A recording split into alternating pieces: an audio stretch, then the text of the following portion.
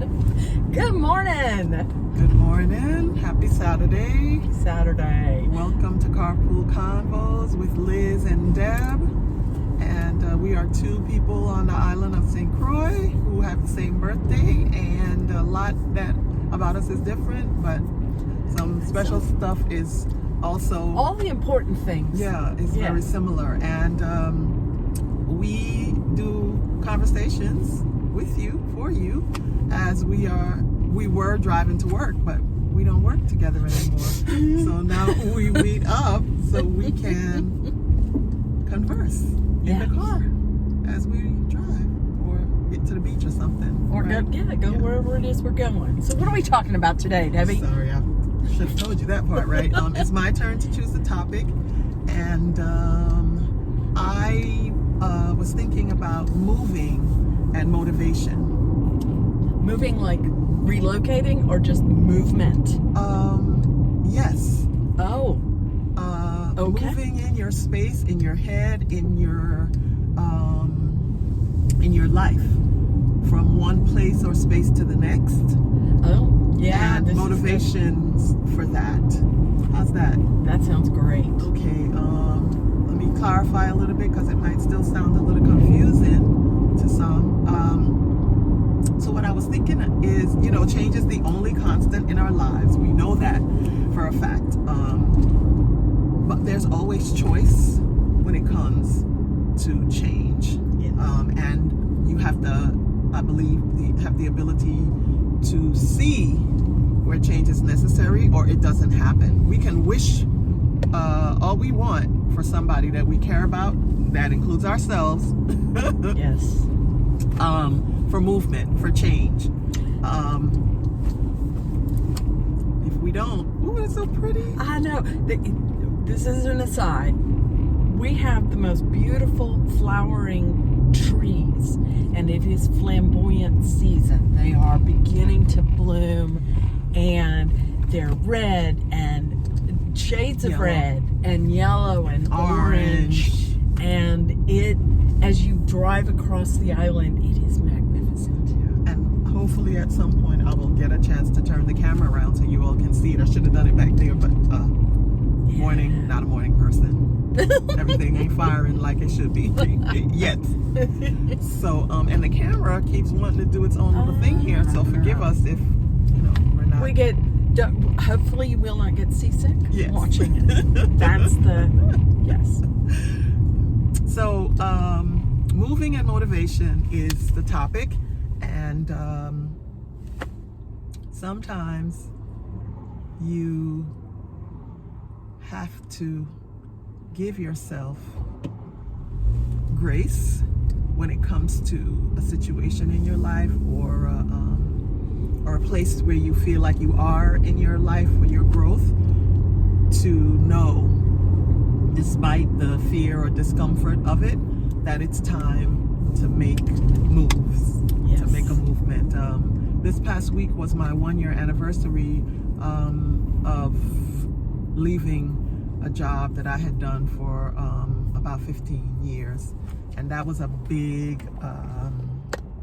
that was huge. That's a big decision for me to do that. And it was a bigger part of my identity than I even had given myself space to think about. So there was some grief involved in that, and it was affecting my health and a lot of different reasons why it was the right thing to do. And I feel proud of myself that here I am a year later, and I feel there's been growth there, and I still have wonderful friendships, and things have changed. Some things slow going. I still feel fear around some things, but I'm working on it, and I feel more confident, I think, in my ability to take care of myself. Still feels rocky, but... I'm curious because after our last conversation, I have felt finally some motivation to move. I am curious how you feel reflecting on it. You made the change. What are the positives for you, having made that change, despite the fear? Because I get it. Yo comprendo. Positives. My health has improved. My ability to trust myself to make decisions that are for my benefit and to move as a result of that motivation. I'm better, I think, at expressing what I want and need and at figuring it out. I mean, I still have trouble with that because it's tied up with my sometimes people-pleasing identity. Oh, one second. I want to... Can I turn it around? Yeah. Oh, no. Why is Oh, it can letting you? me turn around? Maybe you can. All right. Yeah. We'll take a picture. Yes, No worries. there you go. And yeah, so those are two big ones that, I can take care of myself and I can make decisions and movements to make that be better when it's necessary. And I can still be a helpful, hopeful, actionable part of the wellness of my community because I'm better at my own wellness. Yes. Two things that are important. What about you? What prompted you, if you can feel comfortable talking about it, to make? You know what's interesting? First and foremost, the conversation we had last time, as you talked about your health and the recognition that my health is being impacted, the stressors, I'm a therapist. I work a lot on how to reduce your stress, how to let go of anxiety, really work on it.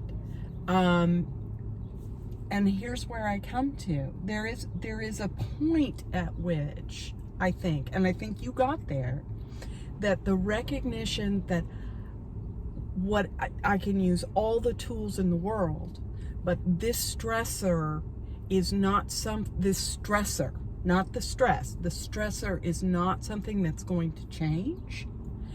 And in order to really be able to reduce my level of stress, I have to get rid of the stressor. The stressor is the thing that causes that stress feeling or the anxiety. And it can be a relationship, it can be a job, it can be relationships and jobs. Jobs being a relationship. Yeah. Wow. Okay. And the relationships that develop as a result of you doing a work somewhere. Yeah. Yes. How you relate to yourself in that space and what you take in, what you allow to come in and sit inside of you in doing that work. Yes. And on that job. Without giving yourself the necessary care to be able to release it so that it doesn't become toxic or chronic, and the impact on your physical health. I think our conversation last time was so remarkable to me because of the recognition that, because Debbie doesn't like to take medication, she likes to do things a much more natural way, and the doctor was trying. You don't mind if I say all this? You were supposed to ask me that before you started saying it. But I don't know where you're going with it. Well, my going with it is use yourself. Okay. As an example. It's an example. I have high blood pressure, high cholesterol, hypothyroid, weight issues, and a lot of these medical conditions are directly related to stress.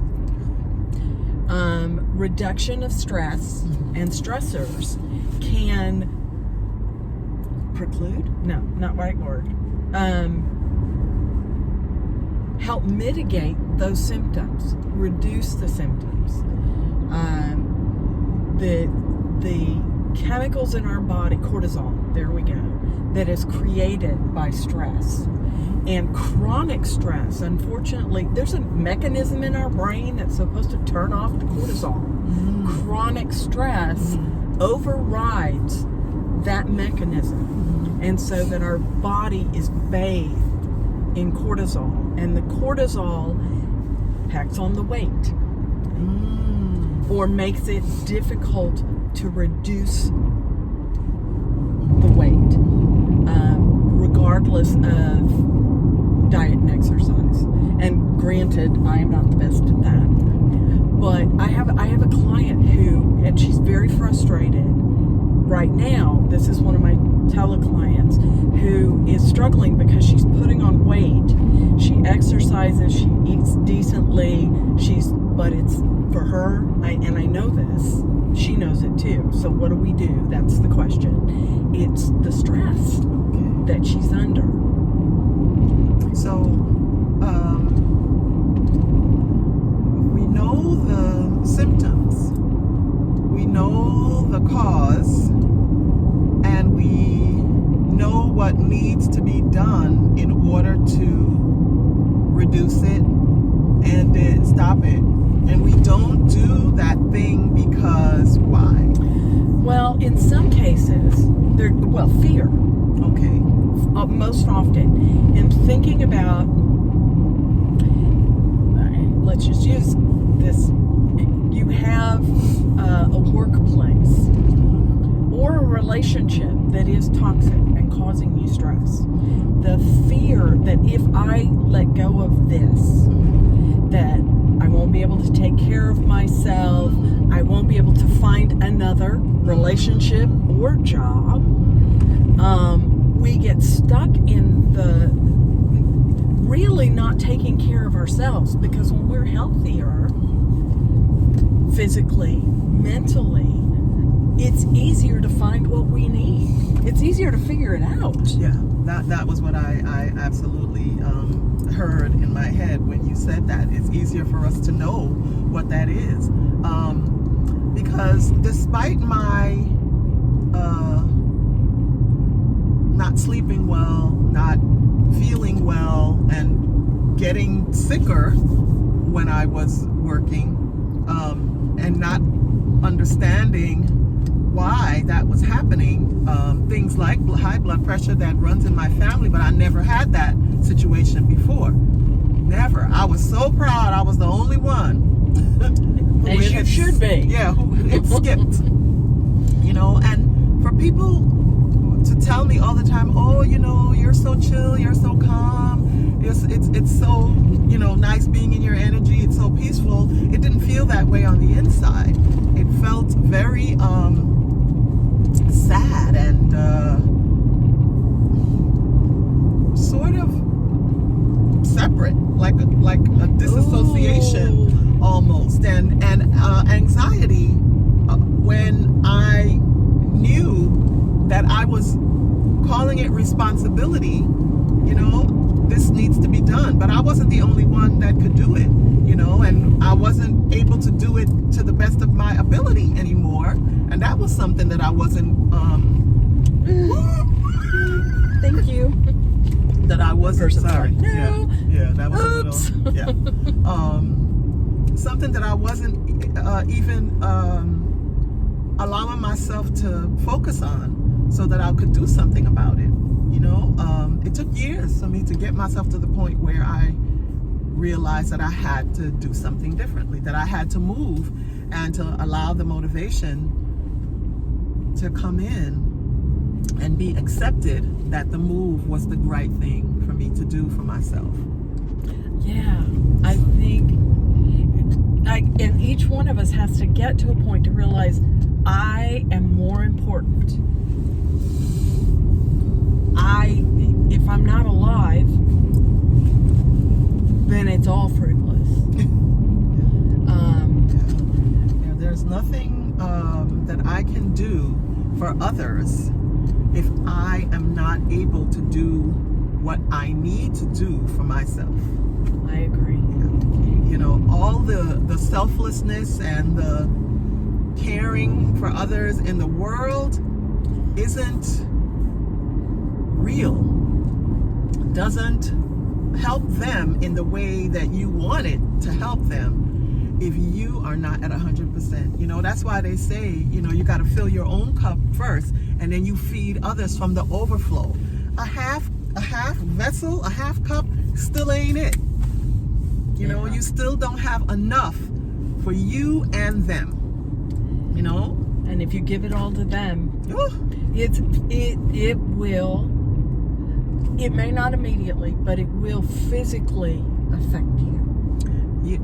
In ways you don't even recognize sometimes. Like I said, you know, I'm a night person, so my not sleeping well, it was just like, oh well, you know, I'm just being my night person self. But as a night person in the past, I still got a good night's sleep. It might have been at 1 o'clock in the morning, but when I woke up, I was refreshed. Yeah. I felt like I had rested. Yes. And that was not what was happening. It was, it's 6 o'clock. It's time for me to get up. And then there was a million things for me to do before I got out of the house, which kept me from leaving when I was supposed to be leaving. You know, which kept me from being ready when I got to the office to put my best foot forward for those that I had pledged to serve. And it just got worse because the support that I needed from that environment wasn't there either. It just sort of perpetuated what was going on. So motivation and movement to that motivation is really important because it gives you time for self-reflection. Yes. Which is so necessary. You know, what am I doing here? I'm putting dollars in the bank, and sometimes not even that, because that was not my situation. You know, and I don't have the energy to spend it, or I'm always worried about it, and it's not increasing. I don't have the energy to do what needs to be done so that it increases. Yeah. To even think about it in a way that would say, hey, you know, what can I do better in this situation? Yes. So it affects a lot of different aspects of your life when you are not taking the best care of yourself in desperation, moving in desperation instead of in motivation. And reach out to your people who provide the kind of support that you need emotionally, to help to center you, to begin to find that motivation, to begin to see where things could be different for you. Let's go to the right. And the people who will tell you the truth, the people who see you differently than you see yourself, who you can trust to keep your confidence. Yes. And to say, hey, I know you telling me that you're all right, that you're fine, that everything is good, but in my spirit, I don't feel that from you, sis or bro or friend or family member. What's really going on, and what can I do to support you? Because that goes a long way towards. And to work through the fear. You know, is there a reality to the fear? If it's financial, there's probably some reality to it, but how can we work around that? How can we imagine what's possible that we haven't been able to see? That's why, that's the piece over reaching out to friends to dream. You know? Absolutely, absolutely. What are your passions? What have you let go of in service of what is not actually serving you? Say that again. What have you let go of in service of what is not actually serving you? Yeah. That is definite movement and certainly motivation. Yeah. You know, and there are ways you have to take it slow. You take it slow. Yes. You know, but consider putting something just for you that's moving you toward what would motivate you to be your best self, more of your best self, every single day, even if it's just a thought. Amen. You know, put something in so that you can track those movements at some point and say, hey, you know, last week I was a wreck. This bleepity bloopity job or other relationship is really putting me through it. Yeah. But there was that one day that I said, you know what? I haven't taken a walk in a minute. You know, these finances, I have not been wanting to look at them, but let me see what's really going on here and what I can do. Who do I need to help me with that? Yeah. You know, love on your family, your children, your spouse, yourself, Your friends. your friends. Your friends. You know, if it's outside help you need, therapy, counseling, Yeah. you know, your pastor, your, you know, faith leader, a financial advisor. You know, ask your friends, who do they know that can help you with this particular thing that would help you be motivated to that movement that you need. All right? Why don't you put some motivations or some movements in the comments for us? Share with us what you've done recently to move yourself into that better space, whether it's in your head, in your heart, in your body, your mind, your spirit, your work, your home. Yeah, let's share a little bit of that, and we'll put a couple ourselves. Okay. All right? Sounds good. Again, thank you. Peace and blessings. Yeah, thanks for rocking with us for a little For while. rocking. We Yeah. brought the movement, literally and figuratively. Boom. Right? Yeah, that part right there. Because I know you're going to watch this back and go, Liz, oh. So if you need to close your eyes while listening to it, and we'll figure out the swinging video thing. Yeah. I guess she wasn't really feeling herself today, or she was bouncy. I don't know. She was bouncy. She was very bouncy. But thank you, and have an awesome week. Enjoy the weekend to the fullest, and be kind to yourself.